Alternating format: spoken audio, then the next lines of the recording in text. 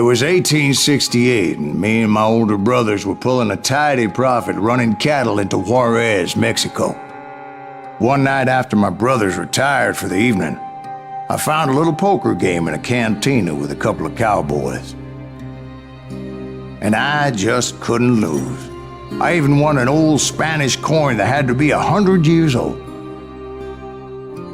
Well, I was mighty pleased with myself the next morning as my brothers and I rode for Texas. But before we crossed the border, those cowboys caught up with us. It was Johnny Ringo, Roscoe Bob Bryant, and another asshole named Jim. They wanted their money back and everything else we had, including our lives, as those boys didn't want us coming for them later. Bob put that old Spanish coin in my mouth and said, "I won't have it said that I left you with nothing, boy." Well, those horses bolted, and there we hung as those bastards rode away. The branch finally snapped under the weight of the three of us, but being my older brothers were bigger and heavier, they were already dead. And right then I swore to myself that I would avenge them. Ringo you know about, but Bob eluded me, until I heard he was riding with the Wild Bunch. I'd been on their trail for months, ever since they left their hideout in the Bighorn Mountains. Led by Butch Cassidy, they were a loose association of outlaws who robbed banks and trains from Colorado to Montana. Among them was the Sundance Kid, and that murderous hombre I was tracking, Roscoe Bob Bryant. They blew the bridge with the intention of forcing the train to stop. Well, I assumed the Wild Bunch was likely in the still intact part of the train high above. I was determined to make that sumbitch Bob pay for what he did to my brothers.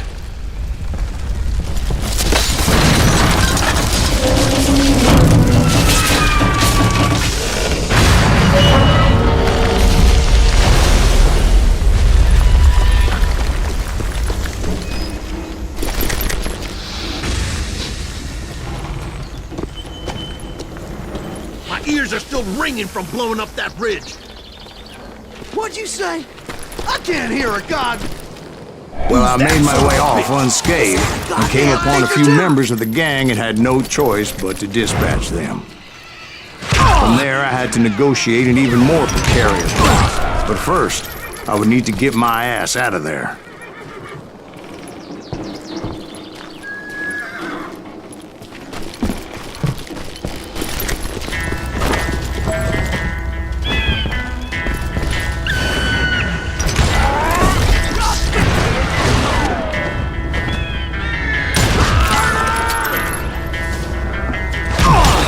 Found the gang, but in order to find old Bob, I needed to fight my way forward past a whole passel of desperados.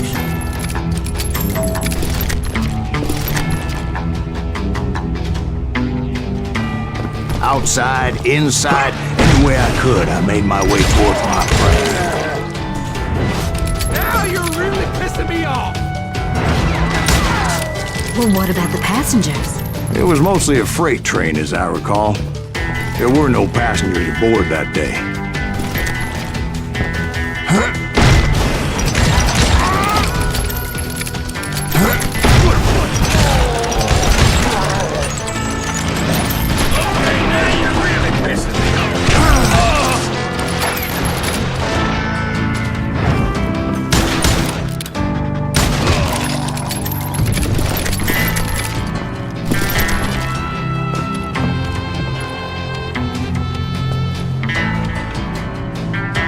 As I mentioned before, I am not fond of heights, but I was too busy dodging bullets to worry about falling to my death.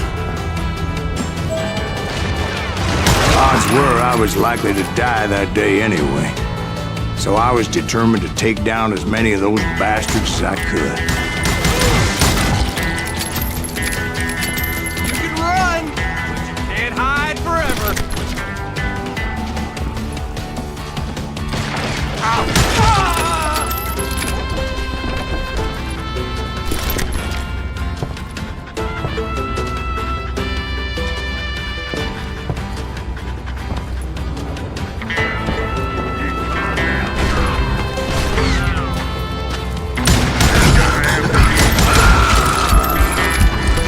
means it was like shooting ducks in a shooting gallery. The only difference is these damn ducks shot back.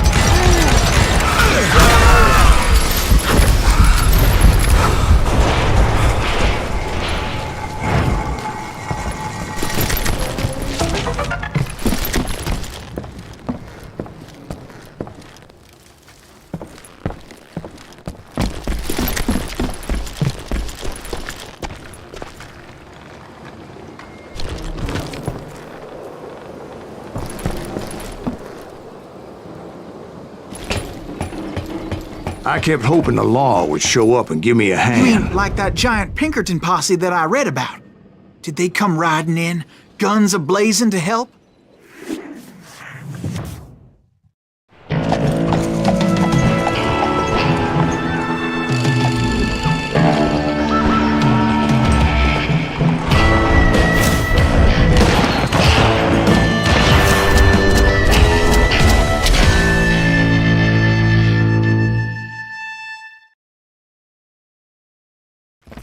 Help?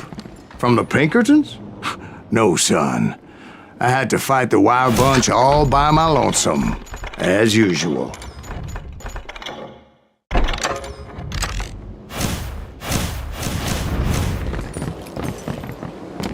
Who the hell is that? Sand in the hand!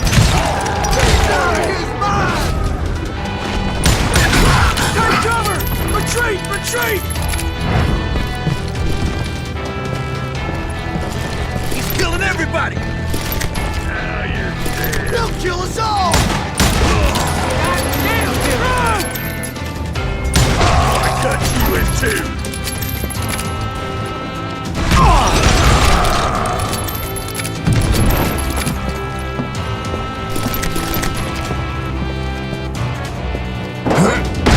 Scalp your ass!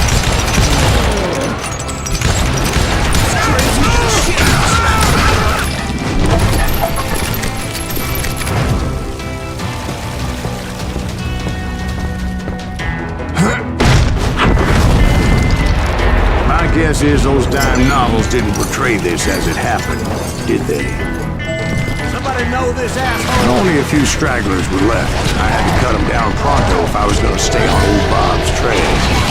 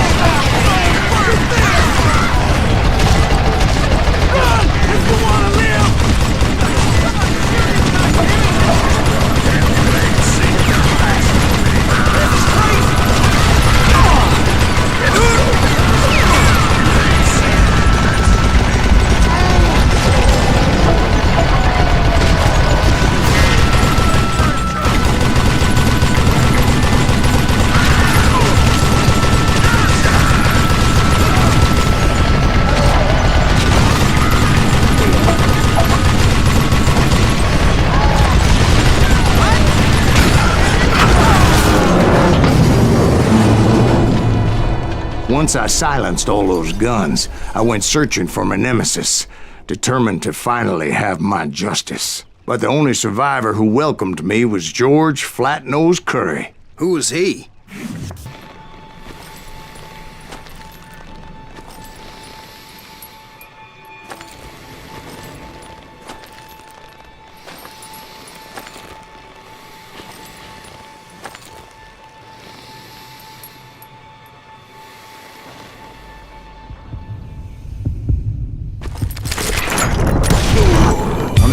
Same day, Butch Cassidy and the Sundance Kid decided to leave the Wild Bunch behind and decamp for South America.